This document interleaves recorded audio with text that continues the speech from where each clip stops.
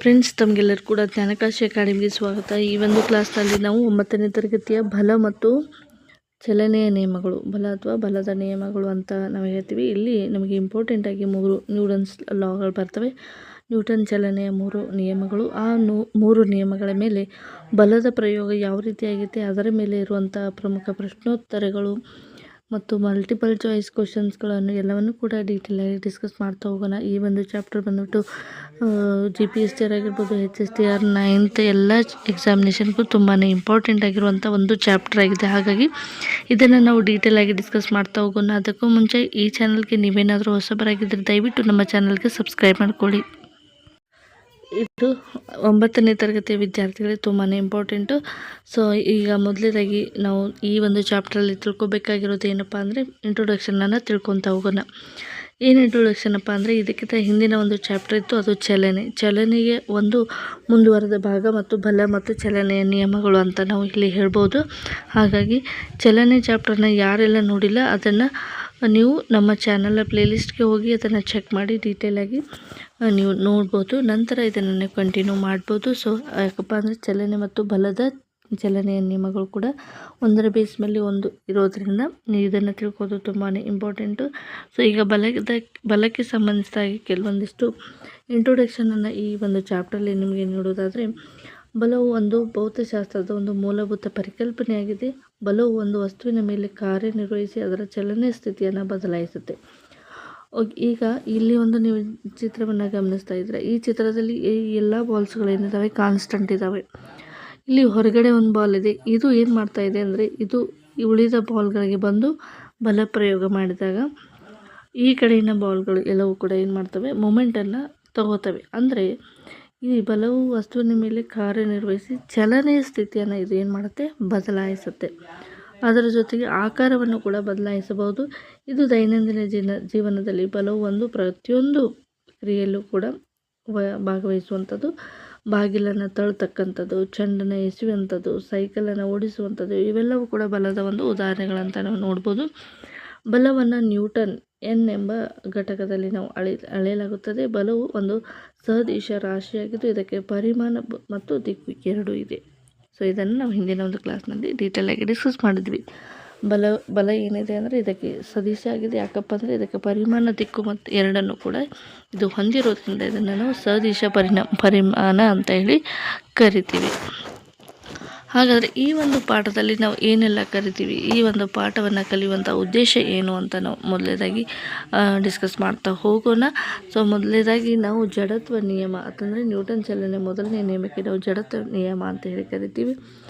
Next ಎರಡನೇ ನಿಯಮ ಅಂದರೆ ಅದಕ್ಕೆ ನ್ಯೂಟನ್ ಚಲನೆ, ಎರಡನೇ ನಿಯಮಕ್ಕೆ ನಾವು ಬಲದ ನಿಯಮ ಅಂತ ಹೇಳಿ ಕರಿತೀವಿ. ಮೊದಲನೇದು ಜಡತ್ವ ನಿಯಮ ಅಂತ ಹೇಳಿ ಕರಿತೀವಿ. ಮೂರನೇದು ಕ್ರಿಯೆ ಮತ್ತು ಪ್ರತಿಕ್ರಿಯೆ ನಿಯಮ ಅಂತ ಹೇಳಿ ಕರಿತೀವಿ. ಸೊ ಇದು ನ್ಯೂಟನ್ ಚಲನೆ ಮೂರನೇ ನಿಯಮ ಅಂತಂದರೆ ಎಷ್ಟೇ ನೀವು ಹೈಯರ್ ಕ್ಲಾಸಸ್ಗೆ ಹೋದರೂ ಕೂಡ ಇದು ತುಂಬಾ ಇಂಪಾರ್ಟೆಂಟ್ ಆಗಿರುತ್ತೆ. ಹಾಗಾಗಿ ಈ 3 ಲಾಸ್ಗಳನ್ನು ನೀವು ತಿಳ್ಕೋದು ತುಂಬಾ ಇಂಪಾರ್ಟೆಂಟ್ ಆಗಿರುತ್ತೆ. ಮೊದಲನೇ ಒಂದು ಲಾ ಏನಿದೆ ಅಂತ ನೋಡ್ತಾ ಹೋಗೋಣ. ಜಡತ್ವ ನಿಯಮ ಅಥವಾ ನ್ಯೂಟನ್ ಚಲನೆಯ ಮೊದಲನೇ ನಿಯಮ. ಯಾವುದೇ ಒಂದು ವಸ್ತು ಬಾಹ್ಯ ಬಲವು ಅದರ ಮೇಲೆ ಕಾರ್ಯನಿರ್ವಹಿಸದೇ ಹೊರತು ತನ್ನ ವಿಶ್ರಾಂತ ಸ್ಥಿತಿಯಲ್ಲಿ ಅಥವಾ ಏಕರೂಪದ ಚಲನೆಯ ಸ್ಥಿತಿಯಲ್ಲಿ ಇರುತ್ತೆ. ಹಿಂಗಂದರೆ ಏನು? ಯಾವುದೇ ಒಂದು ವಸ್ತು ಇರಲಿ, ಆ ಒಂದು ವಸ್ತುವಿನ ಮೇಲೆ ಯಾವುದೇ ಒಂದು ಬಲ ಪ್ರಯೋಗ ಆಗದೆ ಹೋದರೆ ಅದು ಏನಾಗಿರುತ್ತೆ, ನಿಂತಿರುತ್ತೆ. ಈಗ ಒಂದು ಬಾಲ್ ಇದೆ ಅಂತ ನಾವು ತಿಳ್ಕೊಂಡ, ಆ ಬಾಲನ್ನು ಒಂದು ಜಾಗದಲ್ಲಿ ಇಟ್ಟಾಗ ವಸ್ತು ಅದು ನಿಶ್ಚಲ ಸ್ಥಿತಿಯಲ್ಲಿ ಯಾವುದೇ ಒಂದು ವಸ್ತು ಅದು ವಿಶ್ರಾಂತಿಯಲ್ಲಿದ್ದಾಗ, ಅಂದರೆ ಯಾವುದೇ ರೀತಿ ಮೂಮೆಂಟ್ ಇರೋದಿಲ್ಲ, ಆವಾಗ ಆ ಒಂದು ವಸ್ತುವಿನ ಮೇಲೆ ಒಂದು ಬಾಹ್ಯವಾದ ಬಲ ಪ್ರಯೋಗ ಆದಾಗ ಆ ವಸ್ತುವಿನಲ್ಲಿ ಏನಾಗುತ್ತೆ, ಚಲನೆಯಲ್ಲಿ ಬದಲಾವಣೆ ಆಗುತ್ತೆ. ಇದನ್ನು ಜಡತ್ವ ನಿಯಮ ಅಂತೇಳಿ ಕರಿತೀವಿ. ಅಂದರೆ ನಿಶ್ಚಲ ಸ್ಥಿತಿಯಲ್ಲಿರುವಂಥ ವಸ್ತುವಿಗೆ ಬಾಹ್ಯ ಪ್ರಯೋಗ ಮಾಡಿದಾಗ ಆ ವಸ್ತುವಿನಲ್ಲಿ ಚಲನೆ ಉಂಟಾಗತ್ತೆ ಅನ್ನುವಂಥದ್ದು ಕೂಡ ಜಡತ್ವ ನಿಯಮ. ಅಥವಾ ಯಾವುದೇ ಒಂದು ವಸ್ತು ಬಾಹ್ಯ ಬಲವು ಅದರ ಮೇಲೆ ಕಾರ್ಯನಿರ್ವಹಿಸದ ಹೊರತು ವಿಶ್ರಾಂತ ಸ್ಥಿತಿಯಲ್ಲಿ ಅಥವಾ ಇದ್ದ ರೂಪದಲ್ಲಿ ತಾನೇ ಇದಕ್ಕೆ ನಾವು ಜಡತ್ವ ನಿಯಮ ಅಂತ ಕರಿತೀವಿ. ಅಂದರೆ ಒಂದು ವಸ್ತುವಿನ ಮೇಲೆ ಯಾವುದೇ ಬಲ ಪ್ರಯೋಗ ಮಾಡದೆ ಹೋದರೆ ಆ ವಸ್ತು ಮೊಮೆಂಟ್ ಆಗೋದಿಲ್ಲ ಎಂತಕ್ಕಂಥದ್ದು ನ್ಯೂಟನ್ ಚಲನೆ ಮೊದಲನೇ ನಿಯಮ ಅಥವಾ ಜಡತ್ವ ನಿಯಮ ಅಂಥೇಳಿ ಕರಿತೀವಿ. ಎರಡನೇ ನಿಯಮ ಏನಿದೆ ಅಂತ ನೋಡ್ತಾ ಹೋಗೋಣ. ವಸ್ತುವಿನ ವೇಗವರ್ಧನೆಯು ಅದರ ಮೇಲೆ ಕಾರ್ಯನಿರ್ವಹಿಸುವ ನಿವ್ವಳ ಬಲಕ್ಕೆ ನೇರ ಅನುಪಾತದಲ್ಲಿರುತ್ತೆ. ಎರಡನೇ ನಿಯಮ ನ್ಯೂಟನ್ ಚಲನೆ ಎರಡನೇ ನಿಯಮವನ್ನು ಡಿಸ್ಕಸ್ ಮಾಡ್ತಾ ನೋಡೋಣ. ಈಗ ಈ ಒಂದು ಚಲನೆಯ ನಿಯಮಕ್ಕೆ ಸಂಬಂಧಿಸಿದ ಹಾಗೆ ನಾವು ಎರಡನೇ ಒಂದು ನಿಯಮವನ್ನು ನೋಡ್ತಾ ಇದ್ವಿ. ವಸ್ತುವಿನ ವೇಗೋತ್ಕರ್ಷ ಅದರ ಕಾರ್ಯನಿರ್ವಹಣೆ ನಿವ್ವಳ ಬಲಕ್ಕೆ ನೇರ ಅನುಪಾತದಲ್ಲಿರುತ್ತೆ. ದ್ರವ್ಯರಾಶಿಗೆ ಅದು ವಿಲೋಮ ಅನುಪಾತದಲ್ಲಿ ಇರುತ್ತೆ ಅಂತಕ್ಕಂಥದ್ದು ನ್ಯೂಟನ್ ಚಲನೆ ಎರಡನೇ ನಿಯಮ. ಸೊ ಈಗಂದರೆ ಏನಪ್ಪ ಅಂದರೆ ಬಲದ ನಿಯಮ ಅಂದರೆ ನಾವು ಯಾವುದೇ ಒಂದು ವಸ್ತುವಿನ ಮೇಲೆ ಬಲ ಪ್ರಯೋಗಿಸಿದಾಗ ಆ ವಸ್ತುವಿಗೆ ಮೇಲೆ ನಾವು ಬಲ ಪ್ರಯೋಗಿಸಿದಾಗ ಅದಕ್ಕೆ ನೇರ ಅನುಪಾತದಲ್ಲಿ ಏನಾಗಿರುತ್ತೆ ಅಂದರೆ ಆ ನೇರ ಅನುಪಾತದಲ್ಲಿ ಆ ನಿವ್ವಳ ಬಲಕ್ಕೆ ಅದರ ಮೇಲೆ ವೇಗವರ್ಧನೆ ಅಂದರೆ ಎಕ್ಸಲರೇಷನ್, ವೇಗವರ್ಧನೆ ಅಂದರೆ ಎಕ್ಸಲರೇಷನ್, ಫೋರ್ಸ್ ಎಷ್ಟು ಅಪ್ಲೈ ಮಾಡ್ತೀರಾ ಅದಕ್ಕೆ ಫೋರ್ಸ್ ಜಾಸ್ತಿ ಆದರೆ ಎಕ್ಸಲರೇಷನ್ ಜಾಸ್ತಿ ಆಗುತ್ತೆ, ಫೋರ್ಸ್ ಕಡಿಮೆ ಆದರೆ ಎಕ್ಸಲರೇಷನ್ ಕಡಿಮೆ ಆಗುತ್ತೆ. ಅದೇ ರೀತಿಯಾಗಿ ಈ ಒಂದು ನ್ಯೂಟನ್ ಚಲನೆಗೆ ನಾವು ಎರಡನೇ ಒಂದು ನಿಯಮಕ್ಕೆ ಸಂಬಂಧಿಸಿದಾಗಿ ಒಂದು ಡೆರಿವೇಷನನ್ನು ಮಾಡ್ತೀವಿ. ಆ ಡೆರಿವೇಷನ್ಗೆ ರಿಲೇಟೆಡ್ ಆಗಿ ಈ ಒಂದು ಡೆರಿವೇಷನ್ ಬರುತ್ತೆ. F is equal to M A ಅಂತಕ್ಕಂಥದ್ದು ಬರುತ್ತೆ. F is equal to M A ಅಂತ ಬರುತ್ತೆ. ಇಲ್ಲಿ ಬಲದ ನಿಯಮಕ್ಕೆ ಅಂದರೆ ವಸ್ತುವಿನ ವೇಗವರ್ಧನೆ ಅಂತಂದರೆ ಇಲ್ಲಿ ನಮಗೆ ಒಂದು ಫಾರ್ಮುಲಾ ಇದೆ, ಅಂದರೆ ಮೊಮೆಂಟಮ್ ಫಾರ್ಮುಲಾ. ಏನು ಮೊಮೆಂಟಮ್ ಫಾರ್ಮುಲಾ ಅಂತಂದರೆ momentum is directly proportional to a acceleration. Momentum is inversely proportional to 1/m ಅಂತಂದಾಗ ಇದನ್ನು ಒಂದು ಡೆರಿವೇಷನ್ ಇದೆ. 2 ಮಾರ್ಕಿಗೆ GP ಹಿಸ್ಟರಿ ಎಕ್ಸಾಮಲ್ಲಿ ಲಾಸ್ಟ್ ಟೈಮ್ ಕೇಳಿದರು. ಅದೊಂದು ಡೆರಿವೇಷನ್ ಇದೆ, ಅದನ್ನು ನೋಡ್ಕೊಂಬರೋಣ. ಸೊ ಈಗ ವಸ್ತುವಿನ ವೇಗವರ್ಧನೆ ಅಂತಂದರೆ F is equal to M A ಎನ್ನುವಂಥದ್ದು ಸಿಂಪಲ್ ಫಾರ್ಮುಲಾ. ಇದು ನ್ಯೂಟನ್ ಚಲನೆ ಎರಡನೇ ನಿಯಮ ಅಂತ ಹೇಳಿ ಹೇಳ್ತೀವಿ. ಇದನ್ನು ಒಂದು ಡೆರಿವೇಷನ್ ಮೂಲಕ ಡಿರೈವ್ ಮಾಡಿದಾಗ ನಮಗೆ F is equal to M A ಅಂತಕ್ಕಂಥ ಫಾರ್ಮುಲಾ ಸಿಗುತ್ತೆ. ಇದು ನ್ಯೂಟನ್ ಚಲನೆ ಎರಡನೇ ನಿಯಮ. ನೆಕ್ಸ್ಟು ನ್ಯೂಟನ್ ಚಲನೆಯ ಮೂರನೇ ನಿಯಮ. ಸೊ ಸಂಕ್ಷಿಪ್ತವಾಗಿ ಇದರಲ್ಲಿ ಬರುವಂಥ ಪ್ರಮುಖ 3 ನಿಯಮಗಳನ್ನು ನೋಡ್ತಾ ಇದ್ದೀವಿ. ಇದಕ್ಕೆ ಸಂಬಂಧಿಸಿದಾಗೆ ಡೆರಿವೇಷನ್ ಇದೆ, ಅದನ್ನು ಕೂಡ ನೋಡ್ತಾ ಹೋಗೋಣ. ಕ್ರಿಯೆ ಮತ್ತು ಪ್ರತಿಕ್ರಿಯೆ ನಿಯಮ ಮೂರನೇ ಒಂದು ನಿಯಮ. ಏನು ಕ್ರಿಯೆ ಮತ್ತು ಪ್ರತಿಕ್ರಿಯೆ ನಿಯಮ ಅಂತಂದರೆ ಸೊ ಈ ಒಂದು ಯಾವುದೇ ಒಂದು ಕ್ರಿಯೆಯನ್ನು ಮಾಡಿದಾಗ ಪ್ರತಿಯೊಂದು ಕ್ರಿಯೆಗೂ ಸಮನಾದ ಮತ್ತು ವಿರುದ್ಧವಾದ ದಿಕ್ಕಿನಲ್ಲಿ ಪ್ರತಿಕ್ರಿಯೆ ಇರುತ್ತೆ. ಎರಡು ವಸ್ತುಗಳ ನಡುವೆ ಬಲಗಳು ಸಮಾನ ಪ್ರಮಾಣ ಮತ್ತು ವಿರುದ್ಧ ದಿಕ್ಕಿನಲ್ಲಿ ಇರುತ್ತೆ. ಸೊ ಯಾವುದೇ ಒಂದು ವಸ್ತುವನ್ನು ನಾವು ಗಟ್ಟಿಯಾಗಿ ಇಟ್ಕೊಂಡಾಗ ಅಥವಾ ಯಾವುದೇ ಒಂದು ವಸ್ತುವನ್ನು ಜೋರಾಗಿ ತಳ್ಳಿದಾಗ ನಾವು ಎಷ್ಟು ಆ ವಸ್ತುವಿನ ಮೇಲೆ ಬಲವನ್ನು ಪ್ರಯೋಗ ಮಾಡುತ್ತೀವಿ ಅಷ್ಟೇ ಪ್ರಮಾಣದ ವಿರುದ್ಧವಾಗಿ ಕೂಡ ನಮ್ಮ ಮೇಲೆ ಏನಾಗುತ್ತೆ ಬಲ ಪ್ರಯೋಗ ಆಗಿರುವುದನ್ನು ನಾವು ಗಮನಿಸ್ತೀವಿ. ಇದಕ್ಕೆ ನಾವು ಕ್ರಿಯೆ ಮತ್ತು ಪ್ರತಿಕ್ರಿಯೆ ನಿಯಮ ಅಂತೇಳಿ ಕರಿತೀವಿ. ಯಾವುದೇ ಒಂದು ವಸ್ತುವಿಗೆ ಈಕ್ವಲ್ ಆ್ಯಂಡ್ ಅಪೋಸಿಟ್ ಫೋರ್ಸ್ ಇರುತ್ತೆ ಅಂತಕ್ಕಂಥದ್ದನ್ನು ನ್ಯೂಟನ್ ಚಲನೆ ಮೂರನೇ ನಿಯಮವನ್ನು ನಾವು ಗಮನಿಸ್ತೀವಿ. ಈಗ ನ್ಯೂಟನ್ ಚಲನೆ ಎರಡನೇ ನಿಯಮ ಡೆರಿವೇಷನ್ ಇಂಪಾರ್ಟೆಂಟ್ ಆಗಿದೆ ಅಂತ ಹೇಳಿದ್ವಿ. ಆ ಒಂದು ಡೆರಿವೇಷನ್ ಯಾವ ರೀತಿಯಾಗಿದೆ ಅಂತ ನೋಡ್ಕೊತ ಬರೋಣ.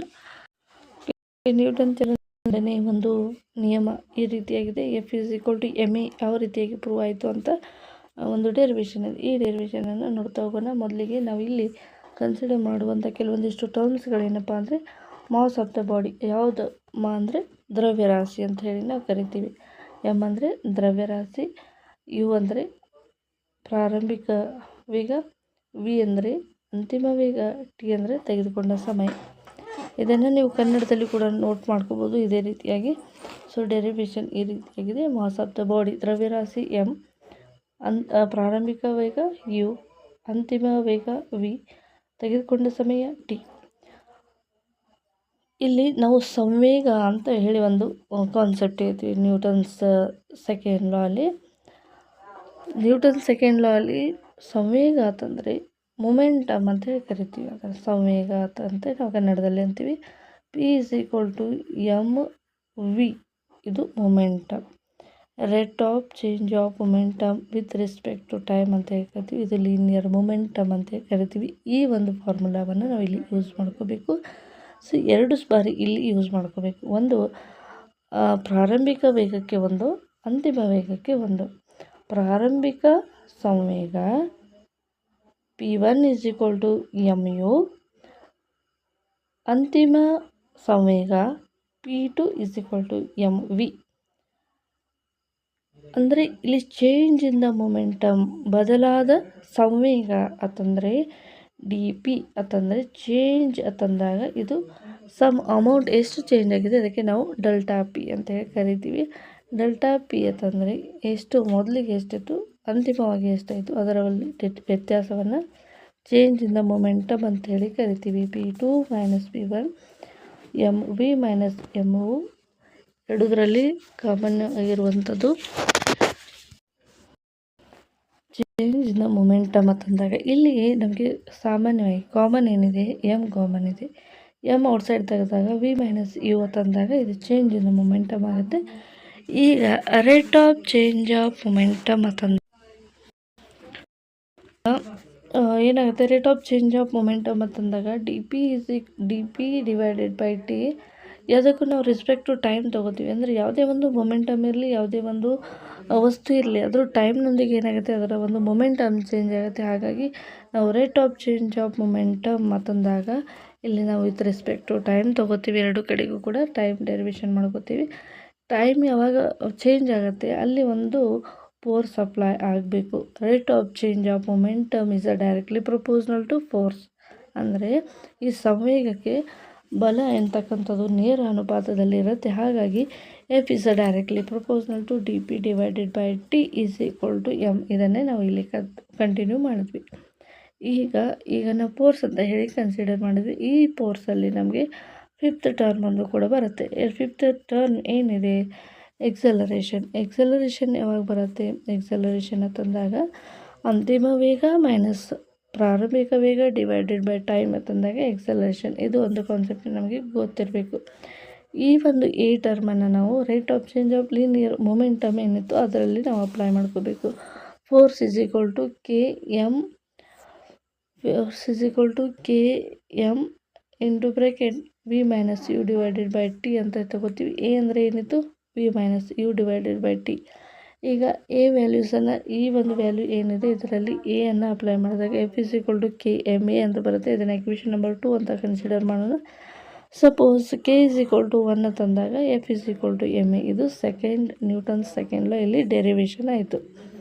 ಓಕೆ, ಇಷ್ಟು ಇದರ ಡೆರಿವೇಷನನ್ನು 2 ಅಂಕ ಅಥವಾ 4 ಅಂಕಕ್ಕೆ ಇದನ್ನು ಕೇಳ್ಬೋದು. ತುಂಬಾ ಇಂಪಾರ್ಟೆಂಟು. ಏನು ಕೇಳ್ತಾರಪ್ಪ ಅಂದರೆ derived unit of Newton second law ಅಂತ ಕೇಳ್ತಾರೆ, ಅಥವಾ derivation of F is equal to M A ಅಂತ ಕೂಡ ಕೇಳ್ತಾರೆ, ಅಥವಾ ಡೆರಿವೇಷನ್ ಆಫ್ ಡೈಮೆನ್ಷನ್ ಫಾರ್ಮುಲಾ ಅಂತ ಕೂಡ ಕೇಳ್ತಾರೆ. ಇಷ್ಟು ಟರ್ಮಲ್ಲಿ ಇದನ್ನು ಕೇಳುವಂಥ ಚಾನ್ಸಸ್ ಇರುತ್ತೆ. ಹಾಗಾಗಿ ತುಂಬಾ ಇಂಪಾರ್ಟೆಂಟು. ಸೊ ಈಗ ನೇರವಾಗಿ F is equal to M A ಇದನ್ನು ಎಕ್ಸ್ಪ್ಲೇಷನ್ ಮಾಡಿ ಅಂತ ಕೂಡ ಕೇಳ್ಬೋದು. ಹಾಗಾದರೆ ಇಲ್ಲಿ ಎಫ್ ಅಂದರೆ ಏನು? ಫೋರ್ಸು. ಎಮ್ ಅಂದರೆ ದ್ರವ್ಯರಾಶಿ. ಯು ಅಂದರೆ ಪ್ರಾರಂಭಿಕ ವೇಗ, ವಿ ಅಂದರೆ ಅಂತಿಮ ವೇಗ, ಟಿ ಅಂದರೆ ಟೈಮು, ಎ ಅಂದರೆ ವೇಗವರ್ಧನೆ ಅಥವಾ ವೇಗೋತ್ಕರ್ಷ ಅಂತ ಹೇಳಿ ಕರಿತೀವಿ. ಸೊ ಇದರ ಒಂದು ಫಾರ್ಮುಲಾ ಏನು ಬರುತ್ತೆ ಅಂದರೆ kg metre per second square ಅಂತ ಹೇಳಿ ಬರುತ್ತೆ. ಇವಾಗ kg metre per second square ಇದು 1 ನ್ಯೂಟನ್ಗೆ ಈಕ್ವಲ್ ಆಗಿರುತ್ತೆ. ಹಾಗಾಗಿ force is directly proportional to rate of change of momentum ಅಂತ ನಮಗೆ ಇದು ನ್ಯೂಟನ್ಸ್ ಚಲನೆ 2ನೇ ನಿಯಮಕ್ಕೆ ಸಂಬಂಧಿಸಿದ ಡೆರಿವೇಷನ್ ಆಗಿತ್ತು. ಸೊ ಇದಕ್ಕೆ ಸಂಬಂಧಿಸಿದ ಕನ್ನಡದಲ್ಲಿ ಕೂಡ ನಿಮ್ಗೆ ಹೇಳಿದ್ದೀನಿ. ಇದೇ ನೋಟ್ಸನ್ನು ನೀವು ಇಂಗ್ಲೀಷ್ ವರ್ಡ್ಗಳನ್ನು ತೆಗೆದು ಕನ್ನಡ ವರ್ಡ್ಗಳನ್ನು ಹಾಕೊಂಡು ಡೆರಿವೇಷನನ್ನು ನೀವು ಬರ್ಕೋಬೋದು. ಓಕೆ, ಈಗ ಬಲಕ್ಕೆ ಸಂಬಂಧಿಸಿದ ಹಾಗೆ ಮುಂದೆ ಏನೆಲ್ಲ ಕಾನ್ಸೆಪ್ಟ್ ಇದ್ದಾವೆ ಅಂತ ಡಿಸ್ಕಸ್ ಮಾಡ್ತಾ ಹೋಗೋಣ. ನೆಕ್ಸ್ಟ್ ಸ್ಥಳದಲ್ಲಿ ಬರುವಂಥ ವಿಧಗಳು ಯಾವುವು ಅಂತ ನೋಡ್ತಾ ಹೋಗೋಣ. ಇಲ್ಲಿ ಬಲವು ವಸ್ತುವಿನ ಮೇಲೆ ಕಾರ್ಯನಿರ್ವಹಿಸಿದಾಗ ಅದು ವಸ್ತುವಿಗೆ ನೇರವಾಗಿ ಸ್ಪರ್ಶಿಸಬಹುದು ಅಥವಾ ದೂರದಿಂದ ಕಾರ್ಯನಿರ್ವಹಿಸಬಹುದು. ಸಂಪರ್ಕ ಬಲಗಳು ವಸ್ತುಗಳ ನಡುವೆ ನೇರ ಸಂಪರ್ಕವಿರುವಾಗ ಇದು ಉಂಟಾಗುತ್ತೆ. ಉದಾಹರಣೆಗೆ ಇಲ್ಲಿ ಘರ್ಷಣಾ ಬಲ, ಸ್ನಾಯು ಬಲ, ಸಾಮಾನ್ಯ ಬಲ, ಅಸಂಪರ್ಕ ಬಲ. ವಸ್ತುಗಳ ನಡುವೆ ಯಾವುದೇ ರೀತಿಯಾದ ಭೌತಿಕ ಸಂಪರ್ಕವಿಲ್ಲದೆ ಕೂಡ ಇದು ಏನು ಮಾಡ್ತಪ್ಪ ಅಂದರೆ ಕಾರ್ಯವನ್ನು ನಿರ್ವಹಿಸ್ತವೆ. ಉದಾಹರಣೆಗೆ ಗುರುತ್ವಾಕರ್ಷಣ ಬಲ, ಕಾಂತೀಯ ಬಲ, ವಿದ್ಯುತ್ ಬಲ ಯಾವುದೇ ರೀತಿಯಾಗಿ ನೇರವಾದ ಸಂಪರ್ಕ ಇರೋದಿಲ್ಲ. ಇವು ಬಲದ ವಿಧಗಳು. ನೇರವಾಗಿ ಯಾವೆಲ್ಲ ಸಂಪರ್ಕ ವಿಧಗಳು ಯಾವೆಲ್ಲ ಇರ್ತವೆ? ಘರ್ಷಣಾ ಬಲ, ಒಂದು ವಸ್ತುವಿಗೆ ಇನ್ನೊಂದು ವಸ್ತು ತಾಕಿದಾಗ ಎರಡರ ಮಧ್ಯೆ ಚೆನ್ನಾಗಿ ಘರ್ಷಣೆ ಆದಾಗ ವಸ್ತುಗಳು ಮುಂದೆ ತಳ್ಳಲ್ಪಟ್ಟು ಇಲ್ಲಿ ಚಲನೆ ಉಂಟಾಗುತ್ತೆ. ಸ್ನಾಯು ಬಲ ತಂದಾಗ ನಾವು ನಡೆಯುವಂಥ ಸಂದರ್ಭದಲ್ಲಿ ನಮ್ಮ ಕೈ ಮತ್ತು ಕಾಲುಗಳಲ್ಲಿರುವಂತಹ ಸ್ನಾಯುಗಳು ಬಲ ಪ್ರಯೋಗಿಸಿದಾಗ ಅವುಗಳಲ್ಲಿ ಕೂಡ ಮೂಮೆಂಟ್ ಆಗುವಂಥದ್ದು. ಸಾಮಾನ್ಯ ಬಲ ಇವೆಲ್ಲ ಅಸಂಪರ್ಕ ಬಲಗಳಿಗೆ ಕೂಡ ಇನ್ನೊಂದಿಷ್ಟು ಉದಾಹರಣೆಗಳಿದ್ದಾವೆ. ಒಂದು ವಸ್ತು ಮೇಲೆ ನಾವು ಮೇಲ್ಗಡೆ ಎಸೆದಾಗ ಅದು ಆಟೋಮೆಟಿಕ್ಕಾಗಿ ಬಂದು ಕೆಳಗಡೆ ಬೀಳುತ್ತೆ. ಇದಕ್ಕೆ ಯಾವುದೇ ರೀತಿಯಾದ ಸಂಪರ್ಕ ಇರೋದಿಲ್ಲ, ಆದರೂ ಕೂಡ ಅದು ಕೆಳಗಡೆ ಬಂದು ಬೀಳುತ್ತೆ. ಇದಕ್ಕೆ ನಾವು ಗುರುತ್ವಾಕರ್ಷಣ ಬಲ ಅಂತ ಹೇಳಿ ಕರಿತೀವಿ. ಇವುಗಳಿಗೆ ನಾವು ಅಸಂಪರ್ಕ ಬಲ ಅಂತ ಹೇಳಿ ಕರಿತೀವಿ. ಅದೇ ರೀತಿಯಾಗಿ ಮ್ಯಾಗ್ನೆಟಿಕ್ ಫೋರ್ಸ್ ಅಂತ ಹೇಳಿ ಕರಿತೀವಿ ಅಥವಾ ಕಾಂತೀಯ ಬಲ ಅಂತ ಹೇಳಿ ಕರಿತೀವಿ. ಇಲ್ಲಿಯೂ ಕೂಡ ಯಾವುದೇ ರೀತಿಯಾದ ಸಂಪರ್ಕ ಇಲ್ಲದೆ ಹೋದರೂ ಕೂಡ ಇಲ್ಲಿ ಏನಾಗುತ್ತೆ, ಬಲವು ಉಂಟಾಗುವಂಥದ್ದು. ನೆಕ್ಸ್ಟು ಇಲ್ಲಿ ಬಲದ ಪ್ರಮುಖ ವರ್ಗೀಕರಣಗಳು ಯಾವ ರೀತಿಯಾಗಿದ್ದಾವೆ ಅಂತ ನೋಡ್ತಾ ಹೋಗೋಣ. ಬಲದ ಪ್ರಮುಖ ವರ್ಗೀಕರಣ ಅಂತಂದರೆ 2 ರೀತಿಯಾದ ಬಲಗಳು. ನನಗೆ ಎಕ್ಸಾಂಪಲ್ ಮೂಲಕ ನೋಡಿದ್ವಿ. ಒಂದು ಸಂಪರ್ಕ ಬಲ ಇದೆ, ಇನ್ನೊಂದು ಅಸಂಪರ್ಕ ಬಲ ಇದೆ. ಸಂಪರ್ಕ ಮತ್ತು ಅಸಂಪರ್ಕ ಬಲ ಅಂತಂದರೆ ಏನು ಅಂತ ಕೂಡ ನೋಡಿದ್ವಿ. ವಸ್ತುಗಳು ಪರಸ್ಪರ ಸ್ಪರ್ಶಿಸಿದಾಗ ಉಂಟಾಗುವ ಬಲಗಳಿಗೆ ನಾವು ಘರ್ಷಣೆ ಬಲ ಅಂತೇಳಿ ಕರಿತೀವಿ. ಹಾಗಾದರೆ ಘರ್ಷಣಾ ಬಲ ಯಾವಾಗ ಉಂಟಾಗುತ್ತೆ? ಎರಡು ವಸ್ತುಗಳ ನಡುವೆ ಘರ್ಷಣೆ ಉಂಟಾದಾಗ, ತಳ್ಳುವಿಕೆ ಆದಾಗ, ಎಳೆಯುವುದು ಉಂಟಾದಾಗ ಏನಾಗುತ್ತೆ ಅಂದರೆ ಘರ್ಷಣಾ ಬಲ ಉಂಟಾಗುತ್ತೆ. ಅದೇ ರೀತಿಯಾಗಿ ಅಸಂಪರ್ಕ ಬಲ ಯಾವ ರೀತಿಯಾಗಿರುತ್ತೆ ಅಂದರೆ ವಸ್ತುಗಳು ಸ್ಪರ್ಶಿಸದೆ ದೂರದಿಂದಲೇ ಕಾರ್ಯನಿರ್ವಹಿಸುವ ಬಲಗಳಿಗೆ ನಾವು ಏನಂತ ಕರಿತೀವಿ, ಅಸಂಪರ್ಕ ಬಲ ಅಂತ ಕರಿತೀವಿ. ಉದಾಹರಣೆಗೆ ಗುರುತ್ವ, ಕಾಂತೀಯ, ವಿದ್ಯುತ್ ಬಲ ಅಂತ ಹೇಳಿ ಕರಿತೀವಿ. ಪ್ರತಿಯೊಂದು ಬಲವು ದಿಕ್ಕು ಮತ್ತು ಪರಿಮಾಣವನ್ನು ಹೊಂದಿರುತ್ತೆ. ಆದ್ದರಿಂದ ಇದನ್ನು ನಾವು ಸದಿಶ ಪರಿಮಾಣ ಅಂತೇಳಿ ಕರಿತೀವಿ. ಅಂದರೆ ಯಾವ ವಸ್ತುವಿಗೆ ನಾವು ದಿಕ್ಕು ಮತ್ತು ಬಲ ಇರುತ್ತೆ ಅದಕ್ಕೆ ನಾವು ಸದಿಶ ಅಂತ ಹೇಳಿ ಕರಿತೀವಿ.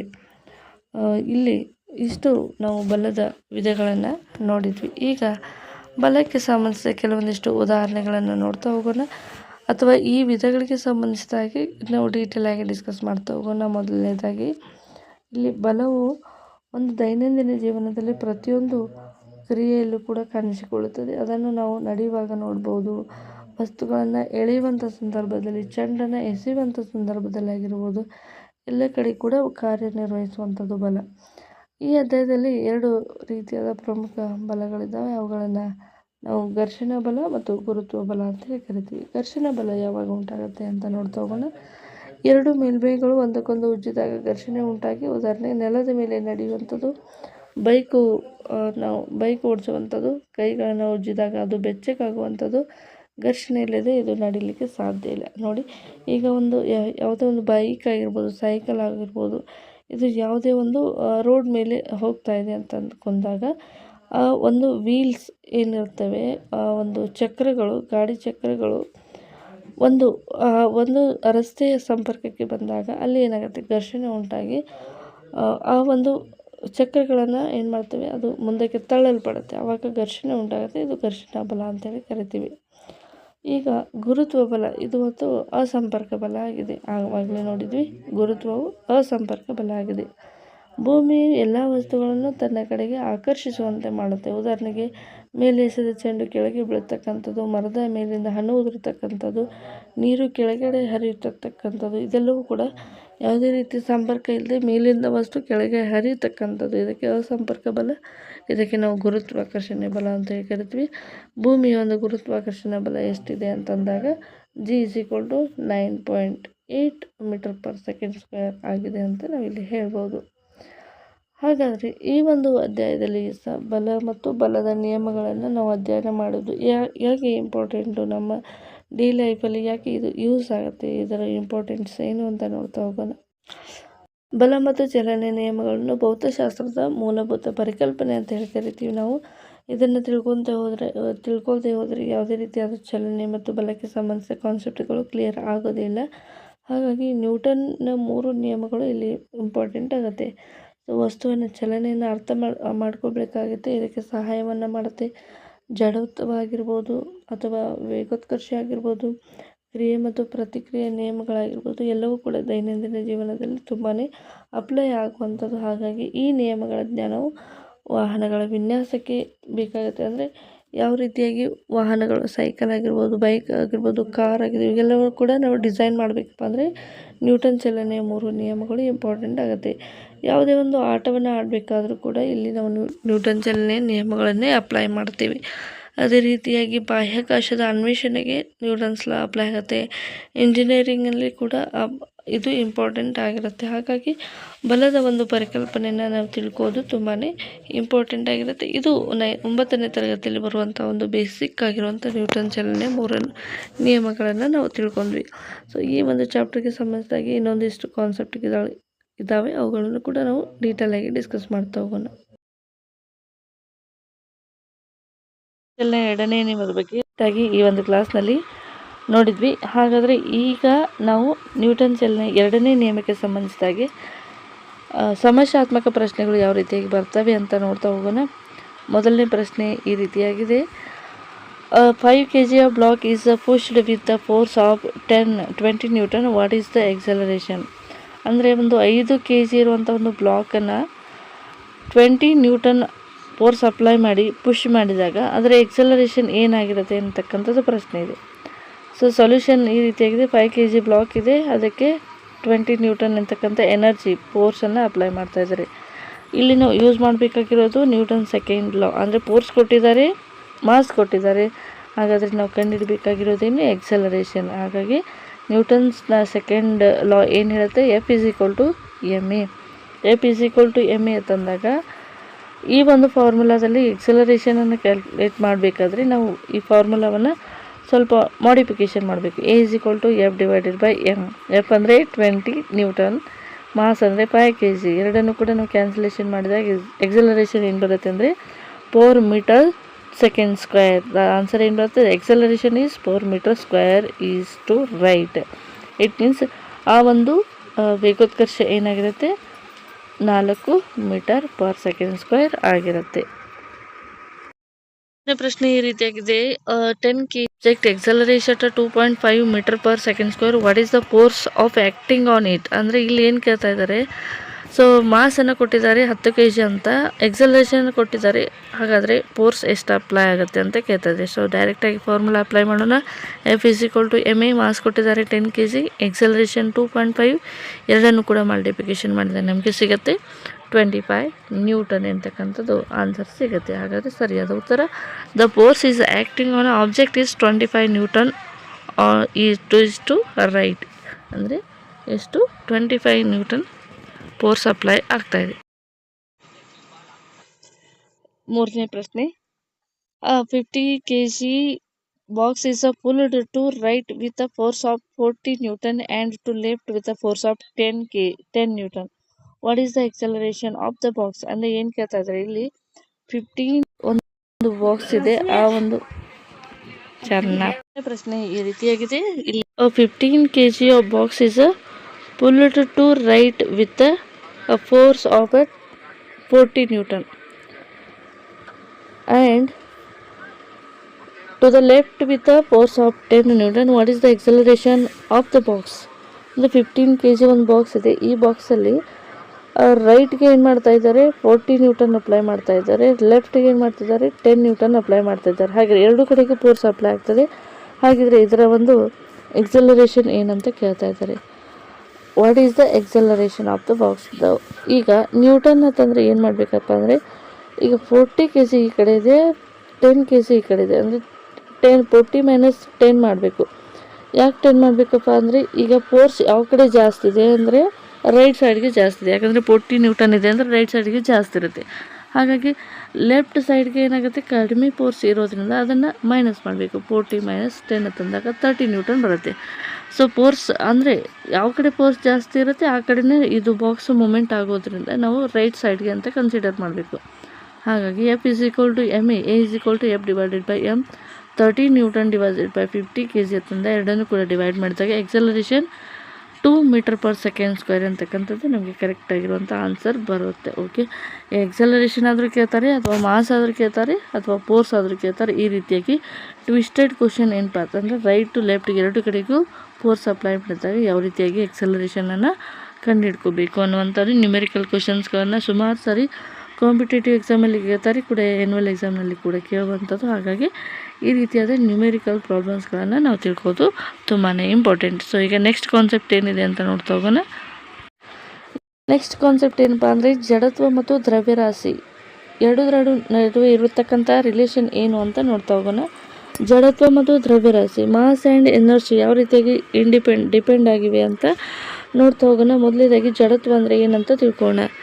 ಜಡತ್ವ ಅಂತಂದರೆ ನಾವು ಇದನ್ನು ಇಂಗ್ಲೀಷ್ನಲ್ಲಿ ಇನರ್ಷಿಯಾ ಅಂತೇಳಿ ಕರಿತೀವಿ. ಇನರ್ಷಿಯಾ ಅಂತಂದರೆ ಏನು? ಯಾವುದೇ ಒಂದು ವಸ್ತು ಒಂದು ನಿಶ್ಚಲ ಸ್ಥಿತಿಯಲ್ಲಿ ಇದ್ದರೆ ಅದನ್ನು ನಾವು ಏನಂತ ಕರಿತೀವಿ? ಇನರ್ಷಿಯಾ ಅಂತೇಳಿ ಕರಿತೀವಿ. ಒಂದು ವಸ್ತುವಿನ ತನ್ನ ಸ್ಥಿತಿಯನ್ನು ಬದಲಾಯಿಸಲು ವಿರೋಧಿಸುವ ಗುಣವನ್ನು ಜಡತ್ವ ಅಂತೇಳಿ ಕರಿತೀವಿ. ಅಂದರೆ ಈಗ ಲೇಜಿ ಅಂತ ಹೇಳ್ಬೋದು. ಒಂದು ವಸ್ತು ಇದೆ, ಅದು ಎಷ್ಟೇ ಫೋರ್ಸ್ ಆಗಿದ್ರೂ ಅದೇನಾಗ್ತಾ ಇಲ್ಲ, ಮೂಮೆಂಟ್ ಆಗ್ತಾ ಇಲ್ಲ, ಅಂದರೆ ಜಾಗವನ್ನು ಬಿಟ್ಟು ಕದಲ್ತಾ ಇಲ್ಲ. ಈ ಒಂದು ಸಿಚುವೇಶನ್ಗೆ ನಾವು ಏನಂತ ಕರಿತೀವಿ? ಜಡತ್ವ ಅಥವಾ ಇನರ್ಷಿಯಾ ಅಂತೇಳಿ ಕರಿತೀವಿ. ಯಾವುದೇ ಒಂದು ವಸ್ತು ತನ್ನ ಸ್ಥಿತಿಯನ್ನು ಬದಲಾಯಿಸಲು ವಿರೋಧಿಸುವ ಗುಣವನ್ನು ಜಡತ್ವ ಅಂತೇಳಿ ಕರಿತೀವಿ. ಈಗ ಲೇಜಿ ಪರ್ಸನ್ ಅಂತ ಅಂದರೆ ಆ್ಯಕ್ಟಿವ್ ಆಗಿದ್ದರೆ ಪಟ್ಟಿನ ಆ ಕಡೆ ಈ ಕಡೆಯಿಂದ ಓಡ್ಕೊಂಡಿರ್ತಾರೆ. ಹಾಗಾದರೆ ಜಡತ್ವ ಅಂತಂದರೆ ಏನು? ಹೇಳೋದಕ್ಕೆ ಸ್ವಲ್ಪ ಲೇಜಿನೆಸ್ಸನ್ನು ತೋರಿಸ್ತಾರೆ. ಹಾಗಾಗಿ ಜಡತ್ವ ತಮ್ಮ ಸ್ಥಾನವನ್ನು ಬದಲಾಯಿಸಕ್ಕೆ ಏನು ಮಾಡ್ತಾರೆ? ವಿರೋಧವನ್ನು ವ್ಯಕ್ತಪಡಿಸುವಂಥ ಒಂದು ಗುಣವನ್ನು ನಾವು ಜಡತ್ವ ಅಂತೇಳಿ ಕರಿತೀವಿ. ಹಾಗಾದರೆ ದ್ರವ್ಯರಾಶಿ ಅಂದರೆ ಏನಂತ ಅದನ್ನು ಕೂಡ ನೋಡ್ಕೊತ ಹೋಗೋಣ. ದ್ರವ್ಯರಾಶಿ ಅಂದರೆ ಒಂದು ವಸ್ತುವಿನಲ್ಲಿ ಇರುವ ಪದಾರ್ಥಗಳ ಪ್ರಮಾಣವನ್ನು ದ್ರವ್ಯರಾಶಿ ಅಂತೇಳಿ ಕರಿತೀವಿ.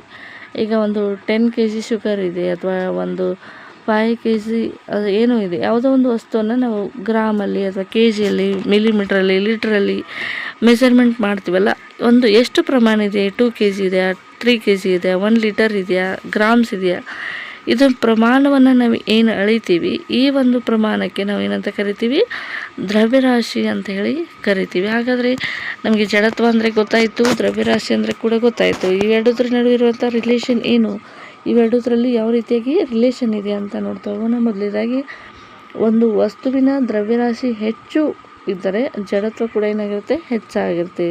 ಸಪೋಸ್ ಈಗ ತೂಕ ಜಾಸ್ತಿ ಇರೋರು ಬೇಗನೆ ಎದ್ದು ಓಡಪ್ಪ ಅಂತಂದರೆ ಆಗೋದಿಲ್ಲ. ಯಾಕಪ್ಪ ಅಂದರೆ ದ್ರವ್ಯರಾಶಿ ಜಾಸ್ತಿ ಇರುತ್ತೆ, ಹಾಗಾಗಿ ಅವ್ರಿಗೆ ಲೇಜಿನೆಸ್ ಕೂಡ ಜಾಸ್ತಿ ಇರುತ್ತೆ. ಅಂದರೆ ನಾವು ಕಾಮನ್ ಆಗಿ ಅರ್ಥ ಮಾಡ್ಕೋಬೇಕಂತ ನಾವು ಈ ರೀತಿಯಾಗಿ ಹೇಳ್ತೀವಿ ಅಷ್ಟೇ. ಸುಮಾರು ಕೆಲವೊಂದಿಷ್ಟು ಜನ ಆ್ಯಕ್ಟಿವ್ ಇರ್ತಾರೆ, ನೋ ಪ್ರಾಬ್ಲಮ್. ಸೊ ನಿಮಗೆ ತಿಳಿಸ್ಬೇಕಂತ ನಾವು ಹೇಳಿದೆ ಅಷ್ಟೇ. ಅಂದರೆ ಜಾಸ್ತಿ ತೂಕವನ್ನು ಹೊಂದಿದ್ರೆ ಆ್ಯಕ್ಟಿವ್ ಆಗಿ ಇರೋದಿಲ್ಲ ಅಂತ. ದ್ರವ್ಯರಾಶಿ ಹೆಚ್ಚಿದ್ರೆ ಅಲ್ಲಿ ಜಡತ್ವ ಕೂಡ ಹೆಚ್ಚಾಗಿರುತ್ತೆ, ದ್ರವ್ಯರಾಶಿ ಕಡಿಮೆ ಇದ್ದರೆ ಅಲ್ಲಿ ಜಡತ್ವ ಕೂಡ ಏನಾಗಿರುತ್ತೆ? ಕಡಿಮೆ ಆಗಿರುತ್ತೆ. ಸೊ ಉದಾಹರಣೆಗೆ ನಾವಿಲ್ಲಿ ಹೇಳೋದಾದರೆ ಸೈಕಲ್ಗಿಂತ ಲಾರಿಯನ್ನು ತಳ್ಳುವುದು ಕಷ್ಟ. ಯಾಕಂತ ಅಂದರೆ ದ್ರವ್ಯರಾಶಿ ಹೆಚ್ಚಿರುತ್ತೆ, ಹಾಗಾಗಿ ಜಡತ್ವ ಕೂಡ ಏನಾಗಿರುತ್ತೆ? ಜಾಸ್ತಿ ಆಗಿರುತ್ತೆ. ಸೈಕಲನ್ನು ನಾವು ಬೇಗನೆ ತಳ್ಳಿದಾಗ ಅದು ಹೋಗಿ ಬಿದ್ದೋಗ್ಬಿಡುತ್ತೆ. ಆದರೆ ಲಾರಿಯನ್ನು ನಾವು ತಳ್ಳಿ ಅದನ್ನು ಏನು ಮಾಡಿದ್ರೆ ಜಾಗವನ್ನು ಬದಲಿಸೋಕ್ಕೆ ಸಾಧ್ಯ ಇಲ್ಲ, ಜಾಸ್ತಿ ಫೋರ್ಸ್ ಬೇಕಾಗುತ್ತೆ. ಹಾಗಾಗಿ ಇಲ್ಲಿ ಜಡತ್ವ ಕೂಡ ಏನಾಗಿರುತ್ತೆ? ಜಾಸ್ತಿ ಆಗಿರುತ್ತೆ.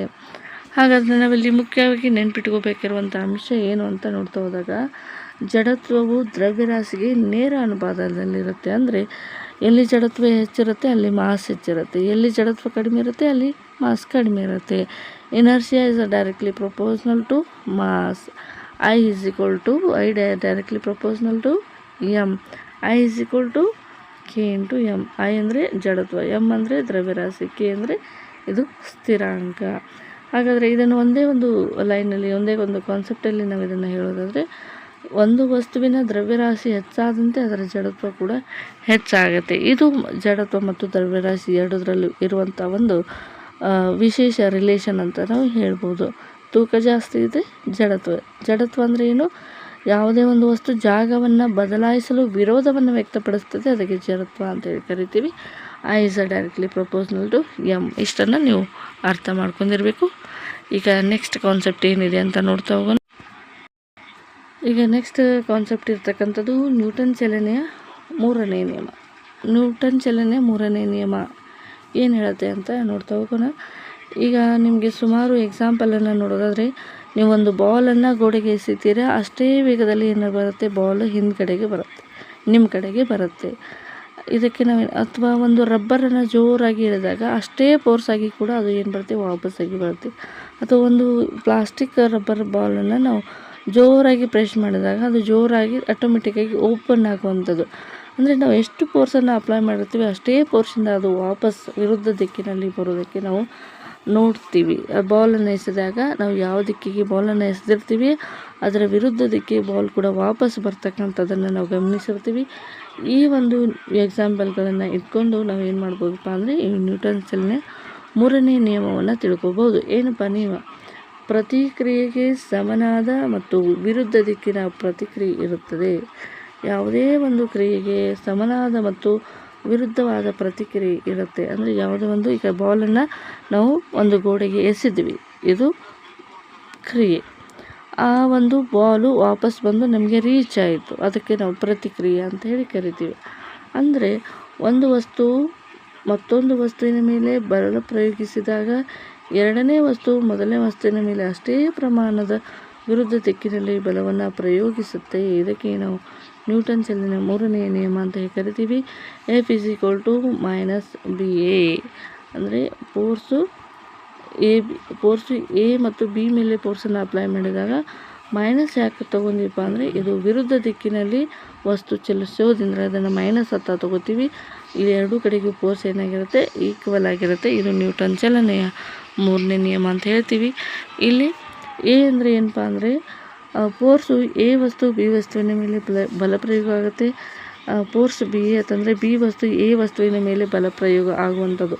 ಹಾಗಾದರೆ ಈ ಒಂದು ನ್ಯೂಟನ್ ಚಲನೆಯಲ್ಲಿ ಮುಖ್ಯವಾಗಿ ನಾವು ತಿಳ್ಕೊಬೇಕಾಗಿರುವಂಥ ಅಂಶ ಏನಪ್ಪ ಅಂದರೆ ಕ್ರಿಯೆ ಮತ್ತು ಪ್ರತಿಕ್ರಿಯೆಯು ಒಂದೇ ಸಮಯದಲ್ಲಿ ನಡೆಯುತ್ತವೆ. ಎರಡು ಬಲಗಳು ಸಮಾನ ಪ್ರಮಾಣವನ್ನು ಹೊಂದಿರ್ತವೆ.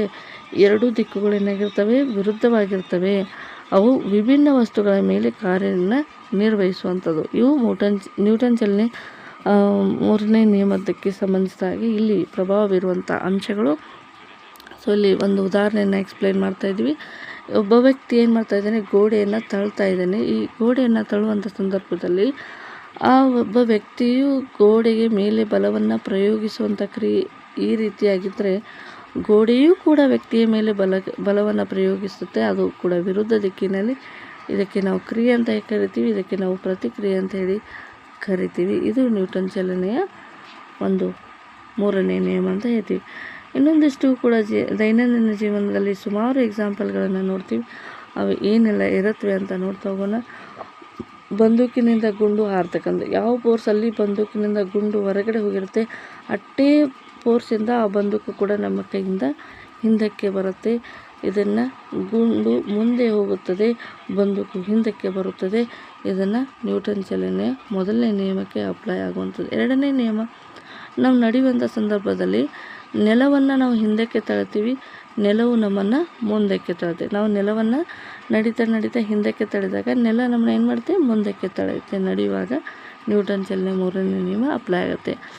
ಮತ್ತು ವ್ಯಕ್ತಿ ದೋಣಿಯಿಂದ ಮುಂದೆ ಜಿಗಿದಾಗ, ವ್ಯಕ್ತಿ ದೋಣಿಯಲ್ಲಿ ನಿಂತು ಮುಂದೆ ಜಿಗಿದಾಗ ಏನಾಗುತ್ತೆ?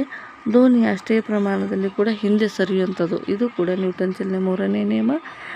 ನೆಕ್ಸ್ಟು ರಾಕೆಟ್ ಅನಿಲವನ್ನು ಎಷ್ಟು ಫೋರ್ಸಲ್ಲಿ ಗ್ಯಾಸನ್ನು ಕೆಳಗಡೆ ಪುಷ್ ಮಾಡುತ್ತೆ ಅಷ್ಟೇ ಸ್ಪೀಡಲ್ಲಿ ಆ ರಾಕೆಟ್ ಏನಾಗುತ್ತೆ? ಮೇಲ್ಗಡೆ ಹೋಗುವಂಥದ್ದು. ಅನಿಲಗಳು ರಾಕೆಟನ್ನು ಮೇಲಕ್ಕೆ ತಳ್ಳುವಂಥದ್ದನ್ನು ನಾವು ಏನಂತ ಕರಿತೀವಿ? ದೈನಂದಿನ ಜೀವನದಲ್ಲಿ ನಡೆಯುವಂಥ ನ್ಯೂಟನ್ ಚಲನೆ ನಿಯಮಗಳು ಅಪ್ಲೈ ಆಗುವಂಥ ಸಂದರ್ಭಗಳು. ನೆಕ್ಸ್ಟ್ ಹಾಗಾದರೆ ಇಲ್ಲಿ ನ್ಯೂಟನ್ ಚಲನೆ ಮೂರನೇ ನಿಯಮಕ್ಕೆ ಸಂಬಂಧಿಸಿದ ಸಂಖ್ಯಾತ್ಮಕ ಉದಾಹರಣೆಗಳು ಯಾವ ರೀತಿಯಾಗಿ ಅಂದರೆ ನ್ಯೂಮೆರಿಕಲ್ ಪ್ರಾಬ್ಲಮ್ಸ್ಗಳು ಯಾವ ರೀತಿಯಾಗಿರ್ತವೆ ಅಂತ ನೋಡ್ತಾ ಹೋಗೋಣ.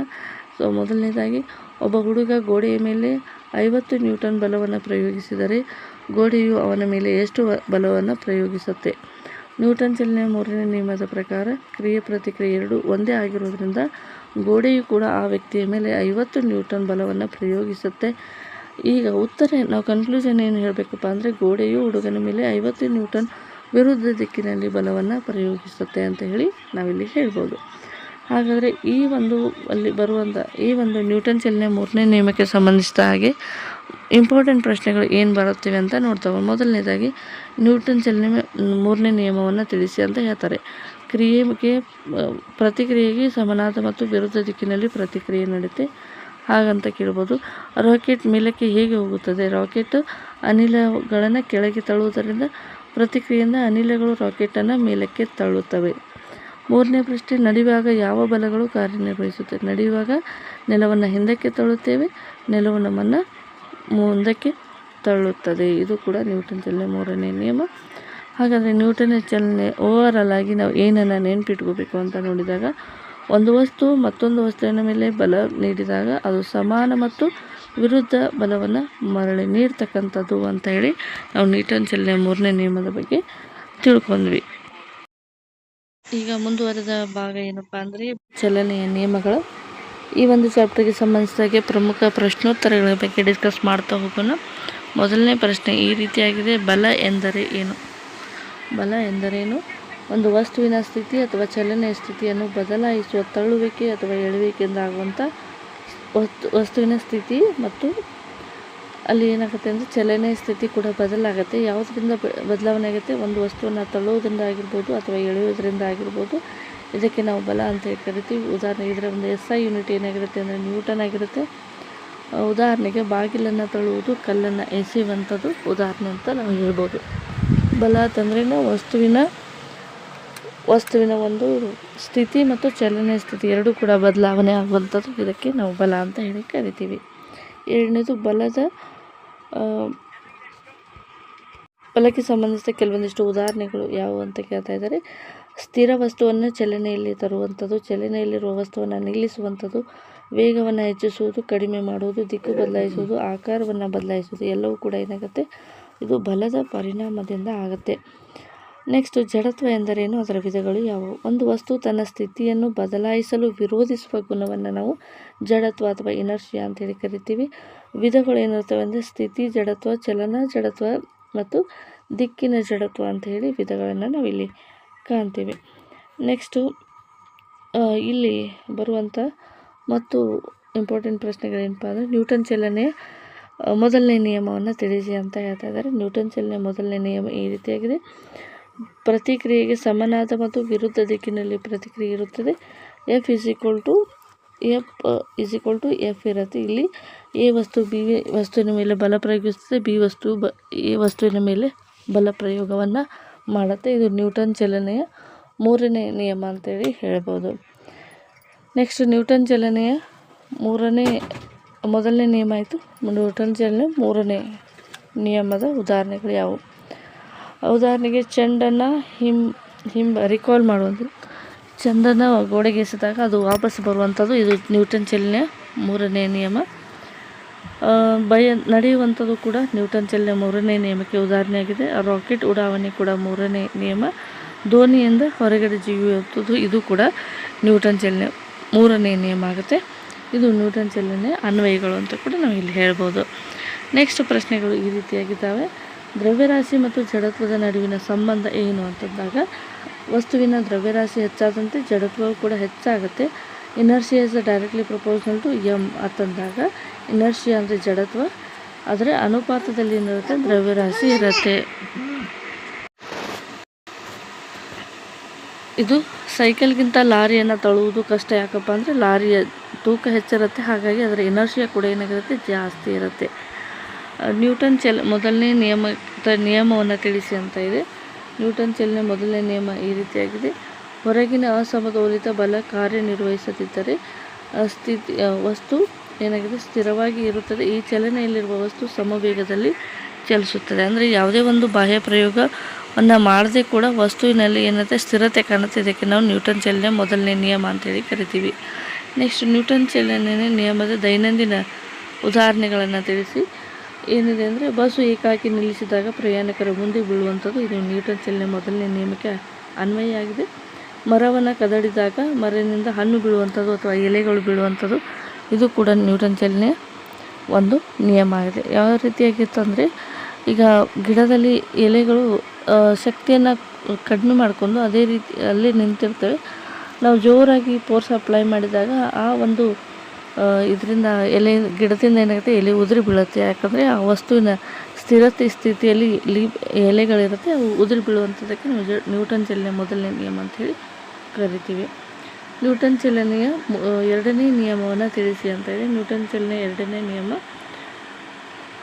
ಈ ರೀತಿಯಾಗಿದೆ: ವಸ್ತುವಿನ ಸಂವೇಗ ಬದಲಾವಣೆಯ ದರವು ಪ್ರಯೋಗಿಸಿದಾಗ ಬಲಕ್ಕೆ ನೇರ ಅನುಪಾತದಲ್ಲಿರುತ್ತೆ. ಅಂದರೆ ಯಾವುದೇ ಒಂದು ಬಲ ಪ್ರಯೋಗಿಸಿದಾಗ ಅದರ ದ್ರವ್ಯರಾಶಿ ಮತ್ತು ಎಕ್ಸಲರೇಷನ್ಗೆ ಏನಾಗಿರುತ್ತೆ? ವೇಗೋತ್ಕರ್ಷಕ್ಕೆ ನೇರ ಅನುಪಾತದಲ್ಲಿರುತ್ತೆ. ಇದನ್ನು ನಾವು ನ್ಯೂಟನ್ ಚಲನೆ 2ನೇ ನಿಯಮ ಅಂತ ಹೇಳಿ ಕರಿತೀವಿ. F ಅಂದರೆ ಬಲ ಆಗಿರುತ್ತೆ, M ಅಂದರೆ ದ್ರವ್ಯರಾಶಿ, A ಅಂದರೆ ವೇಗೋತ್ಕರ್ಷ ಅಥವಾ ವೇಗವರ್ಧನೆ ಅಂತ ಹೇಳಿ ನಾವು ಹೇಳ್ಬೋದು. ನೆಕ್ಸ್ಟ್ ಪ್ರಶ್ನೆ, ರಾಕೆಟ್ ಹೇಗೆ ಮೇಲಕ್ಕೆ ತಳ್ಳುತ್ತೆ? ರಾಕೆಟ್ ಅನಿಲವನ್ನು ಕೆಳಕ್ಕೆ ತಳ್ಳುತ್ತದೆ. ಆ ಪ್ರತಿಕ್ರಿಯಿಸುವ ಅನಿಲಗಳು ರಾಕೆಟನ್ನು ಮೇಲಕ್ಕೆ ತಳ್ಳುವಂಥದ್ದು. ಇದು ರಾಕೆಟ್ ಚಲಿಸುವಂಥದ್ದು ನ್ಯೂಟನ್ ಚಲನೆಯ 3ನೇ ನಿಯಮಕ್ಕೆ ಇದು ಸಂಬಂಧವನ್ನು ಪಡ್ತಕ್ಕಂಥದ್ದು. ಸಂವೇಗ ಎಂದರೇನು, ಅದರ ಸೂತ್ರವನ್ನು ತಿಳಿಸಿ. ಸಂವೇಗ ಅನ್ನುವಂಥದ್ದು ಇದು ನ್ಯೂಟನ್ ಚಲನೆಯ 2ನೇ ನಿಯಮವನ್ನು ಡೆರಿವೇಷನ್ ಮಾಡಲಿಕ್ಕೆ ಯೂಸ್ ಆಗುತ್ತೆ. ಸಂವೇಗದ ಮೇಲೆ ನ್ಯೂಟನ್ ಚಲನೆಯ 2ನೇ ನಿಯಮ ಕೂಡ ನಿಂತಿದೆ. ಹಾಗಾಗಿ ವಸ್ತುವಿನ ದ್ರವ್ಯರಾಶಿ ಮತ್ತು ವೇಗದ ಗುಣಲಬ್ಧವು ಸಂವೇಗ. The linear momentum is equal to mass into velocity ಅಂತ ಹೇಳ್ತೀವಿ. ಸಂವೇಗ ಅಂದರೆ kg/s, m ಅಂದರೆ ದ್ರವ್ಯರಾಶಿ, v ಅಂದರೆ ವೇಗ ಅಂತ ಹೇಳಿ ಕರಿತೀವಿ. 14ನೇ ಪ್ರಶ್ನೆ ಈ ರೀತಿಯಾಗಿದೆ, ಸಂವೇಗ ಸಂರಕ್ಷಣಾ ನಿಯಮವನ್ನು ತಿಳಿಸಿ. ಬಾಹ್ಯಬಲ ಕಾರ್ಯನಿರ್ವಹಿಸಬೇಕಿದ್ದರೆ ಅದರ ವ್ಯವಸ್ಥೆಯ ಒಟ್ಟು ಸಂವೇಗ ಏನಾಗಿರುತ್ತೆ? ಸ್ಥಿರವಾಗಿರುತ್ತೆ. ಯಾವುದೇ ಒಂದು ವಸ್ತುವಿನ ಮೇಲೆ ಬಾಹ್ಯವಾಗಿ ನಾವು ಬಲ ಪ್ರಯೋಗಿಸಿದಾಗ ಆ ವ್ಯವಸ್ಥೆ ಏನಾಗಿರುತ್ತೆ? ಸ್ಥಿರವಾಗಿರುತ್ತೆ. ಇದು ಸಂವೇಗ ಸಂರಕ್ಷಣಾ ನಿಯಮ ಅಂತೇಳಿ ಕರಿತೀವಿ. ಈಗ ಜಡತ್ವ ಮುಂದಿನ ಪ್ರಶ್ನೆಗಳು ಈ ರೀತಿಯಾಗಿದ್ದಾವೆ.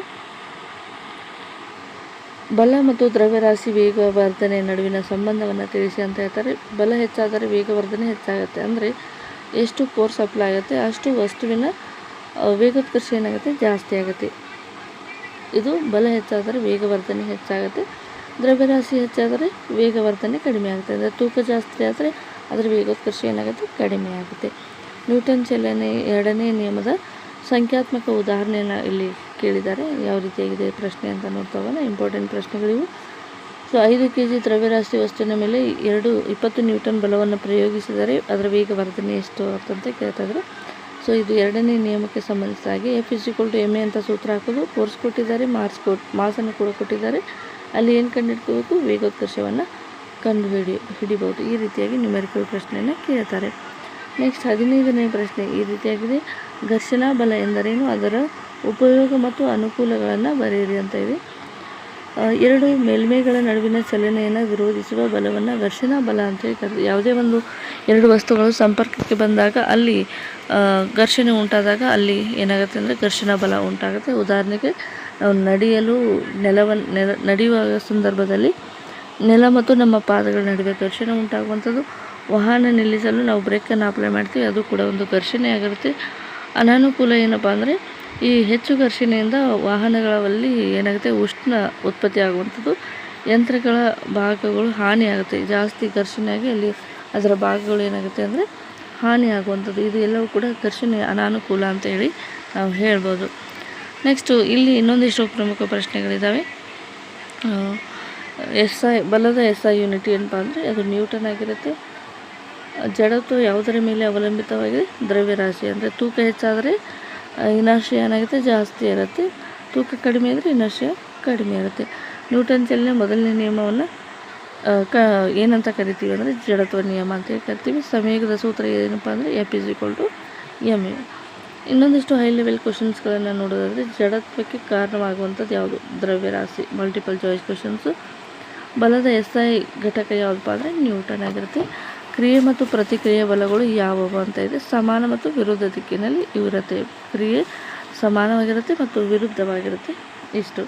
ಇದರಿಂದ ನಾವು ತಿಳ್ಕೊಳ್ಳುವಂಥ ಕೆಲವೊಂದಿಷ್ಟು ಇಂಪಾರ್ಟೆಂಟ್ ಪಾಯಿಂಟ್ಸ್ ಏನಪ್ಪ ಅಂದರೆ ಬಲವು ವಸ್ತುವಿನ ಚಲನೆಯನ್ನು ಬದಲಾಯಿಸುತ್ತದೆ. ನ್ಯೂಟನ್ ನಿಯಮಗಳು ಈ ಬದಲಾವಣೆಯನ್ನು ವಿವರಿಸುತ್ತವೆ.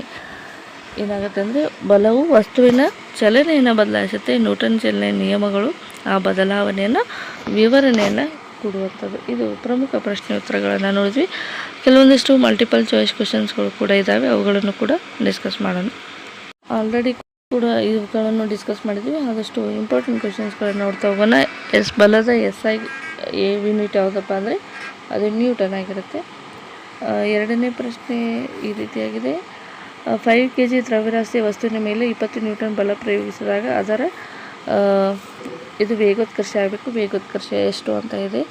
ಇಲ್ಲಿ ಮಾಸ್ ಡಿವೈಡೆಡ್ ಬೈ ಫೋರ್ಸ್ ಕೊಟ್ಟಿದ್ದಾರೆ. ಎಕ್ಸಲರೇಷನ್ ಕಂಡುಹಿಡಿದ್ರೆ 4 ಮೀಟರ್ ಸ್ಕ್ವೇರ್ ಅಂತ ಆಗುತ್ತೆ. ನೆಕ್ಸ್ಟ್ ಪ್ರಶ್ನೆ, 10 ನ್ಯೂಟನ್ ಬಲವನ್ನು ತಳ್ಳಲ್ಪಡುವ ದ್ರವ್ಯ ವಸ್ತುವು 2 kg ಆಗಿದ್ದರೆ ಅದಕ್ಕೆ ಉಂಟಾಗುವ ವೇಗೋತ್ಕರ್ಷ ಎಷ್ಟು? ಇಲ್ಲಿ ಕೂಡ F=ma ಸೂತ್ರವನ್ನು ಯೂಸ್ ಮಾಡಬೇಕು.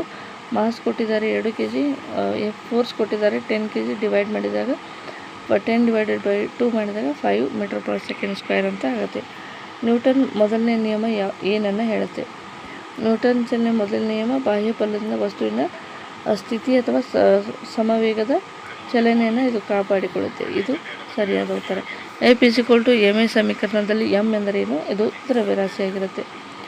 ನ್ಯೂಟನ್ ಚಲನೆ ತೃತೀಯ ನಿಯಮ ಅಥವಾ ಮೂರನೇ ನಿಯಮ ಏನು ಹೇಳುತ್ತೆ ಅಂದರೆ ಪ್ರತಿಯೊಂದು ಕ್ರಿಯೆಗೂ ಸಮನಾದ ಮತ್ತು ವಿರುದ್ಧವಾದ ದಿಕ್ಕಿಗೆ ಪ್ರತಿಕ್ರಿಯೆ ಇರುತ್ತೆ ಅನ್ನುವಂಥದ್ದು ನ್ಯೂಟನ್ ಚಲನೆ ಮೂರನೇ ನಿಯಮ. ರಾಕೆಟ್ ಇವೆಲ್ಲವೂ ಪ್ರಶ್ನೆಗಳನ್ನು ಆಲ್ರೆಡಿ ನಾವು ಡಿಸ್ಕಸ್ ಮಾಡಿದ್ವಿ. ಸೊ ಈ ಒಂದು ಚಾಪ್ಟರ್ಗೆ ಸಂಬಂಧಿಸಿದಾಗಿ ಕಂಪ್ಲೀಟಾಗಿ ನೋಟ್ಸನ್ನು ನೋಡಿದ್ವಿ, ಇಂಪಾರ್ಟೆಂಟ್ ಕ್ವಶನ್ಸ್ಗಳನ್ನು ನೋಡಿದ್ವಿ. ಸೊ ಈ ಒಂದು ಚಾಪ್ಟರ್ ಬಂದ್ಬಿಟ್ಟು GPSTR, HSTR, PSTR ಮತ್ತು ಯಾವುದೇ ಒಂದು ಕಾಂಪಿಟೇಟಿವ್ ಎಕ್ಸಾಮ್ ಆಗಿರ್ಬೋದು ಅಥವಾ 9ನೇ ತರಗತಿಯ ವಿದ್ಯಾರ್ಥಿಗಳಿಗೂ ಕೂಡ ಇದು ಎಕ್ಸಾಮ್ ಪರ್ಪಸ್ಗೆ ತುಂಬಾ ಇಂಪಾರ್ಟೆಂಟ್ ಆಗಿರುವಂಥ ಚಾಪ್ಟರ್ ಆಗಿತ್ತು. ಸೊ ಇದು ಇನ್ನೂವರೆಗೆ ನಮ್ಮ ಚಾನಲ್ಗೆ ಸಬ್ಸ್ಕ್ರೈಬ್ ಮಾಡದೆ ಹೋಗಿದರೆ ಈಗಲೇ ಸಬ್ಸ್ಕ್ರೈಬ್ ಮಾಡ್ಕೊಳ್ಳಿ. ಈ ರೀತಿಯಾದ ವಿಡಿಯೋಸ್ಗಳಿಗಾಗಿ ನಮ್ಮ ಚಾನಲ್ಗೆ ನೀವು ಲೈಕ್ ಮಾಡಿ. ಈ ಒಂದು ಚಾಪ್ಟರ್ಗೆ ಸಂಬಂಧಿಸಿದಾಗೆ ನಿಮ್ಗೆ ಏನಾದರೂ ಡೌಟ್ಸ್ ಇದ್ದರೆ ದಯವಿಟ್ಟು ಕಮೆಂಟ್ ಬಾಕ್ಸಲ್ಲಿ ತಿಳಿಸಿ. ಮತ್ತು ಈ ಒಂದು ಚಾಪ್ಟರ್ಗೆ ಸ್ವಲ್ಪ ರಿಟರ್ನಲ್ಲಿ ಏನಾಗುತ್ತೆ, ಗ್ರಾಮರ್ ಮಿಸ್ಟೇಕ್ ಅಂದರೆ ಅಕ್ಷರ ವ್ಯತ್ಯಾಸಗಳಾಗಿರುವಂಥದ್ದನ್ನು ನೀವು ಗಮನಿಸಿರ್ಬೋದು. ಸ್ವಲ್ಪ ಮಿಸ್ಟೇಕ್ ಆಗಿದೆ, ಅದಕ್ಕೆ ನಾನು ಬಾಯಿಯಲ್ಲಿ ಉಚ್ಚಾರ ಮಾಡಿರುವಂಥದ್ದನ್ನು ನೀವು ಬರ್ಕೊಂಡು ನೋಟ್ಸನ್ನು ಮಾಡ್ಕೋಬೋದು. ಇಷ್ಟೊತ್ತು ಈ ಒಂದು ವಿಡಿಯೋನ ನೋಡಿದ್ದಕ್ಕೆ ಥ್ಯಾಂಕ್ ಯು ಸೋ ಮಚ್.